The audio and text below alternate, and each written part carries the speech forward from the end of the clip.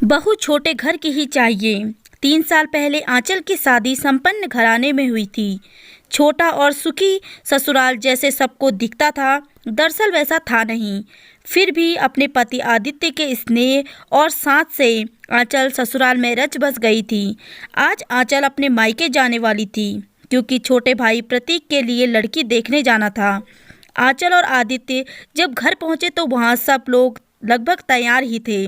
आंचल की माँ बेटी और दामाद के लिए चाय बना लाई और बड़ी भाभी ने फटाफट पकौड़े तल दिए।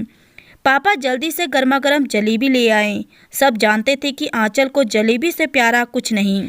खैर, चाय नाश्ता करके सब छोटे भाई से हंसी मजाक करने लगे। तो आदित्य ने पूछा, माँ जी, पिछले महीने जो लड़की देखी थी वहाँ बात क्यों नहीं बनी?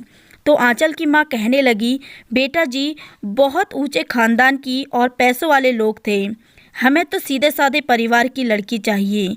अमीर घर की लड़कियां ससुराल में अपने माँ बाप के पैसे का रौब जताती हैं और परिवार में घुलती मिलती भी नहीं। 100 तरह के नखरे और खर्चे लेकर आती हैं। काम वाम में चुस्त भी नहीं रहती। आंचल के पिता ने भी अपना सिर हिलाकर अपनी सहमति जताई। तभी बड़ी भाभी का चाय के कप लेने आई। उनके हाथ से कप छूटकर गिर गया और टूट गया। आंचल की माँ ने उन्हें डांटते हुए वहां सफाई करने को बोला।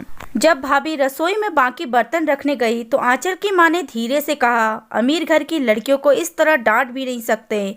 आंचल की बड़ी भाभी भी संपन्न परिवार से नहीं थी। ऐसा कहते कहते एक कुटिल सी हंसी उनके होंठों पर तैर गई, जो आंचल के दिल पर तीर सी जा चुभी। आंचल ने अपने बड़े भाई को बाजार और जलेबी लाने के लिए भेजा और आदित्य को भी साथ ले जाने को कहा।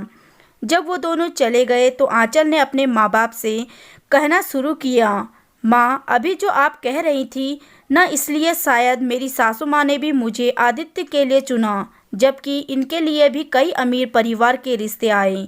मेरी शादी के कुछ समय बाद ही उन्होंने घर के रसोइया और कपड़े धोने वालों को हटा दिया। उनका भी यही सोचना था कि गरीब घर की लड़की लाए हैं। इन लोगों को तो आदत होती है काम करने की। इनके घर कहाँ नौकर होते हैं। मेरी सास भी मेरी छोटी से छोटी गलती पर मुझे मालिकों की तरह डांट देती हैं। और जहाँ तक कि अगर घर में किसी को कोई चीज़ गुम हो जाए तो सबसे पहले मुझसे ही पूछा जाता है, जैसे कि मैं कोई चोर हूँ। हालांकि सासू माँ ने कभी मेरे लिए चोर शब्द इस्तेमाल नहीं किया, पर मुझ पर कीमती चीज़ों को लेकर भरोसा नहीं किया जाता। माँ, अगर गरीब घर की लड़कियों के साथ ऐसा ही व्यवहार करना होता है तो बेहतर है आप अपने बेटे की शादी ना ही कीजिए।